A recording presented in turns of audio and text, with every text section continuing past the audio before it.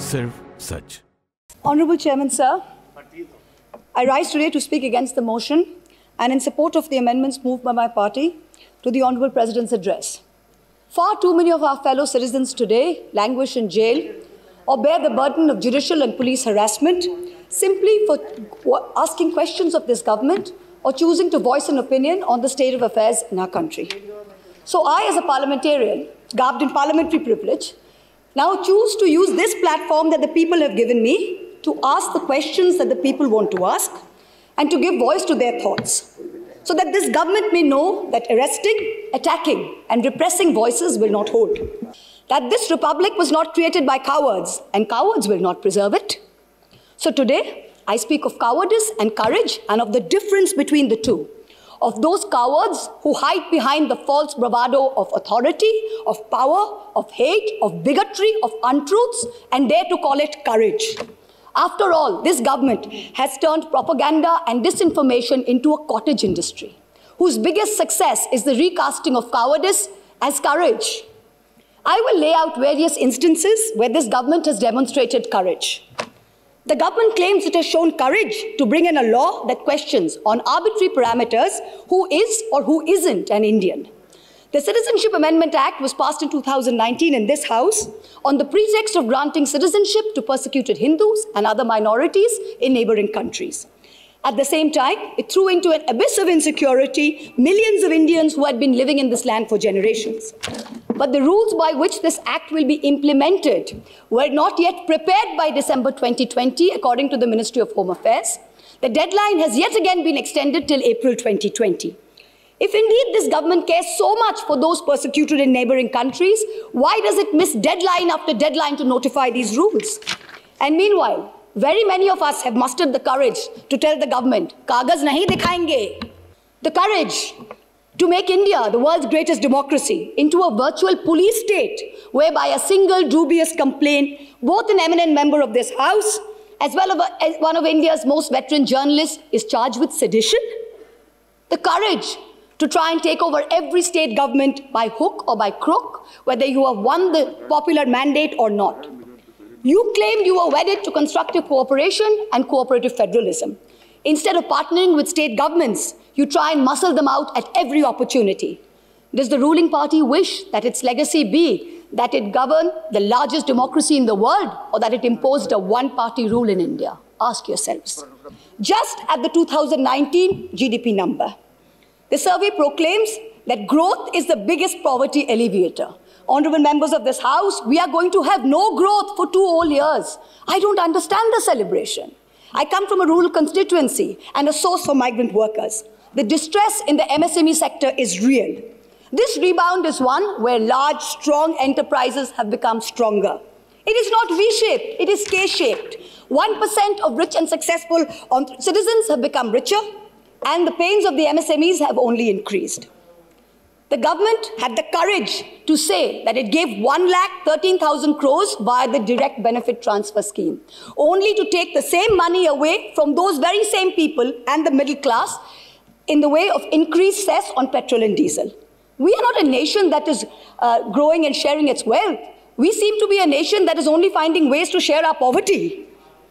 The courage to use the official channels of the Ministry of External Affairs to respond to social media posts by an 18-year-old climate activist and an American pop star, where not even one single ministry has been deputed by this government to try and look out for the food, water, and basic sanitation needs of the farmers and their families who have been camping at the border for almost 90 days.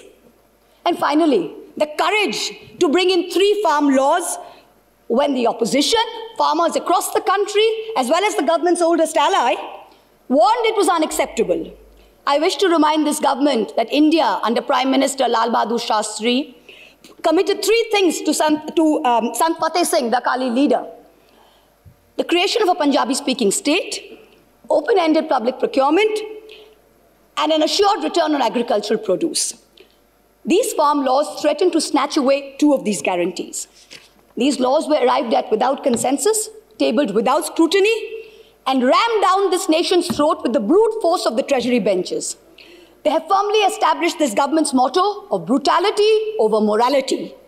And everyone else in this country has been portrayed as a coward or a terrorist, from the farmers to the students to the old ladies of Shaheen Bagh. You say you have courage. You claim you have done so many things that no other government before you has done. Yes, that is true. In true fascist fashion, you have made every act of pettiness, of vengeance, of hate, of bigotry a part of your narrative of courage. The reason no one has done it before you is not because no one had the courage, but simply because it was not the right thing to do. Has that thought ever struck you? And India's tragedy today is not just that her government has failed her, but that her other democratic pillars, the media and the judiciary, have failed her too. So today, like a true child of Bengal, I will stand here and be courageous. Trust me, Mr. Balu, we have not lost the fighting spirit.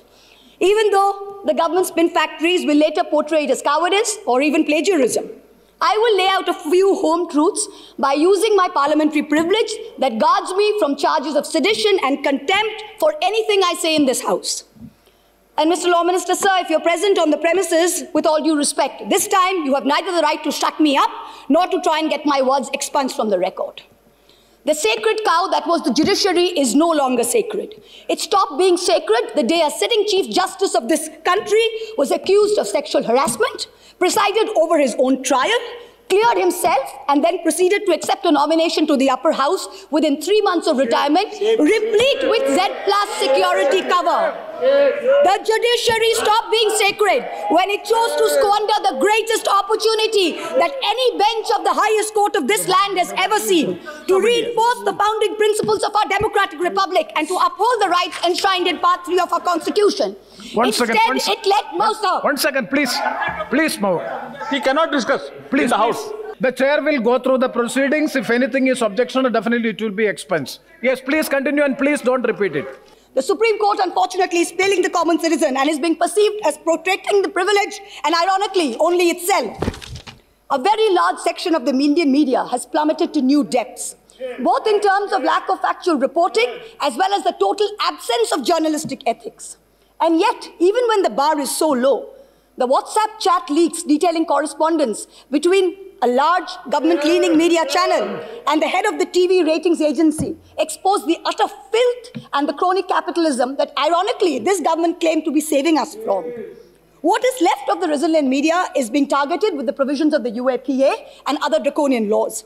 You keep taunting the Congress about the emergency, but India today is in a state of undeclared emergency.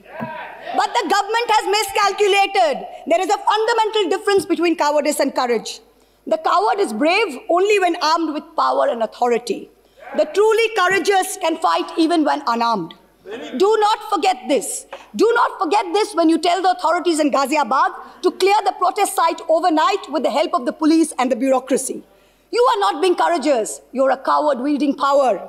The truly brave came in droves from villages wielding nothing but the belief that their cause is just. They were propelled by the spontaneous tears of their leader, not by the force of their water cannons. Do not forget this when you block the roads and cut the internet off in 17 of Haryana's districts. You are not being brave. You are a coward wielding power. Tagore, in his poem, Bondi Bir, the Captive Warrior, an ode to Sardar Banda Singh Bahadur, wrote, Eshe sheshe ekdin, jibon mrittu pai bhritto, chitto bhabonahin, eshe sheshe ekdin. That momentous day has arrived. In the 125th year of Subhash Chandra Bose's birth, the central government has made every attempt to hijack Netaji's legacy and weave it into their own fake, narrow narrative of courage. But this nation needs to know that Netaji had two clarion calls, both embodiments of his courage and his spirit. One was the salutation, Jai Hind. Today, this government has replaced this national greeting with a narrow religious chant that it uses as a war cry to heckle, to bully, and to always remind the minority about who's in charge. Netaji's second call was Delhi Chalo, Chalo Delhi. This government falls over itself to pay lip service to Netaji. But in truth, you block the borders in Singhu, in Ghazipur, in Tikri with walls and spikes for all those who actually want to come to Delhi to tell you that much like Subhash Chandra Bose, they too will not accept any halfway house. Netaji told us never to lose faith in the destiny of India, and it is not India's destiny to be ruled by cowards. The time has come for us Please all to show conclude. courage. Please conclude. गिरते हैं शहसवार मैदान जंग में, वो तिफल क्या गिरे जो घुटनों के बल चले. सिर्फ सच.